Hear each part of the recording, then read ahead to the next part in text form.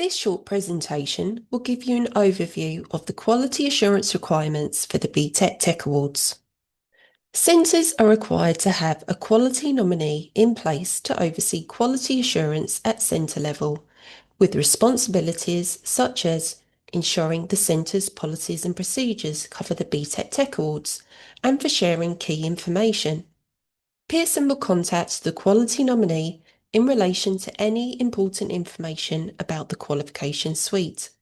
Therefore, it is important that any communication received is passed on to the relevant teams in the centre to ensure key updates and deadlines are not missed. Centres are also required to have a programme lead for each qualification, who holds responsibility for planning, delivery, internal standardisation and assessment at programme level. For most programmes, there are two internally assessed components that are externally moderated.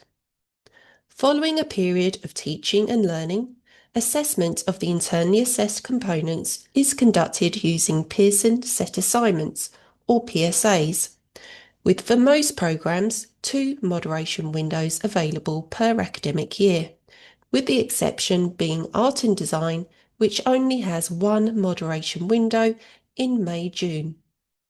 Please note a new PSA is released for each assessment series, so evidence from one series cannot be used in a future assessment series.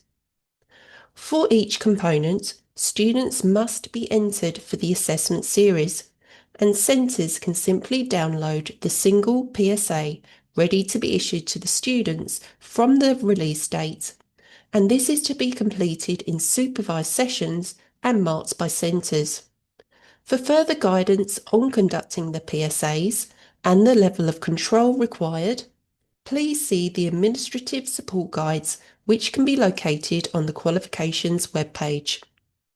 To ensure BTEC teams are confident in the marking of the Pearson set assignments to meet national standards, they are required to complete a standardisation activity before assessment takes place.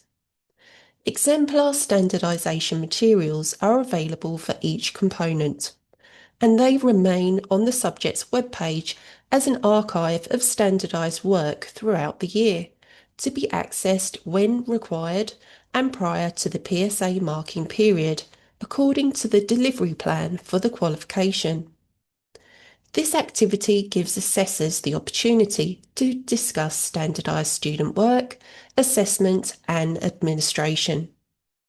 Where there is more than one assessor, teams should come together to work through the materials and ensure evidence of this activity is retained should any marking activities result in dispute within the centre. Once student evidence is submitted, assessors can capture assessment marks, feedback, the authenticity signatures on Pearson's suggested assessment record sheet, or their own centre-devised documentation ready to be attached to the student's work for moderation. And we recommend students' evidence is annotated where possible for moderation purposes. To support centres, we have produced a bite-sized walkthrough video showing you how to complete the assessment record sheet, which can be found on our Quality Assurance webpage.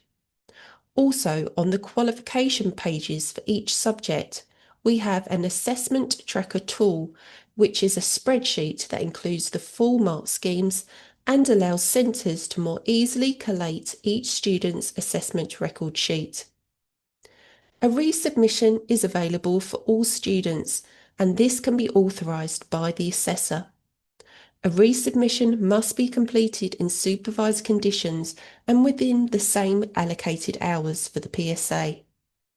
Any amendments to marks can be overwritten on the original assessment record, so there is no need for a separate resubmission assessment record sheet. Where a programme has more than one assessor, internal standardisation of assessment decisions is required before the submission of student marks for moderation. This is to ensure student work is assessed consistently, and evidence of internal standardisation activities must be retained in the centre should the moderator request it.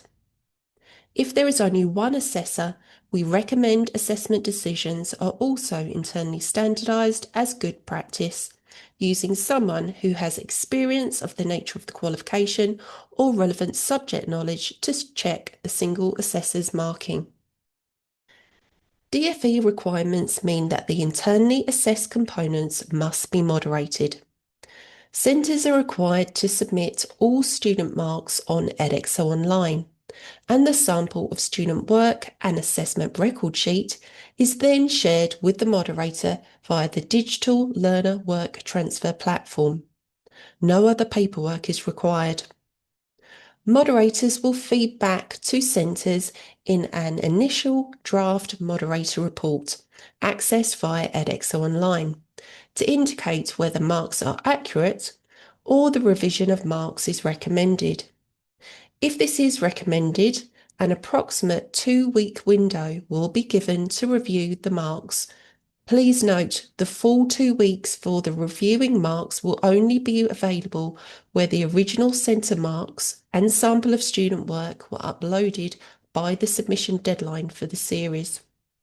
The review and amendment of marks is optional for centres, and it may involve revising the marks for some or all students. However, no further improvements to student work can be made. If centres choose not to amend marks, or the revised marks are still not in line with national standards, Pearson's system will apply a fair adjustment. For further details, please see our bite-sized video on the moderation process, which can be located on our quality assurance webpage. Final marks and moderator reports are available to centres from the published results days in March and August. If a student is unhappy with their final mark, they can retake the assessment in a future assessment series by completing a new PSA. If a centre is concerned with the results, you can request a review of moderation, known as Post-Results Service 3, or appeal after results day only. For the externally assessed component, students must be entered for the series in which they will sit the assessment. The Tech Awards have a terminal external assessment requirement. This means the internal component assessments, including any retakes, must be sat either prior to or in the same series as the external component assessment. Students can sit in the January-February series and resit if necessary in the May-June series for written examinations. However, task-based external assessments in creative sector subjects are available in the May-June series only. As such, on-programme resits for these subjects are not available. For further guidance, please refer to the Centre Guide to Quality Assurance for the BTEC Tech Awards, and if you have any questions, please do contact us.